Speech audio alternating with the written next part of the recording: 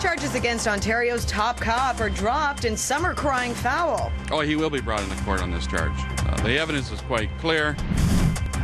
Good evening. Thanks for joining us. I'm Kate Stutzman. Nick is on assignment in Haiti. The criminal case against Julian Fantino from the Caledonia standoff came to an end today, but that might just be temporary.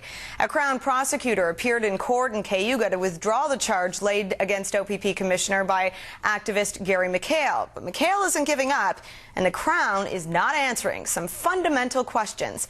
Al Sweeney was in Cayuga and has the latest. A senior Crown prosecutor was brought in for this high-profile case to drop the charge against Julian Fantino without much to say. The comments I had to make about this case, I made them in the courtroom.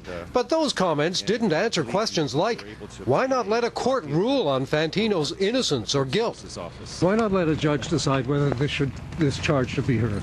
My comments were made in the courtroom. How about allegations the McGuinty government is tinkering with justice? Thank you for What about the accusation that there's political interference here, that you're getting directions from the government? My comments were made in the courtroom.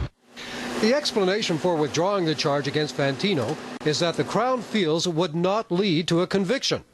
And from the Premier's point of view, the system is working. I have confidence in the judicial process, and I respect and accept the outcome.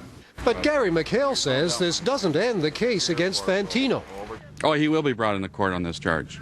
The evidence is quite clear.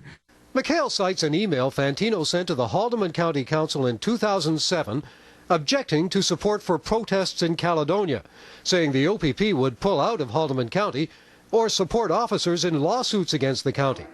That led to the charge of illegally trying to influence elected officials, with some Caledonia residents behind McHale in court.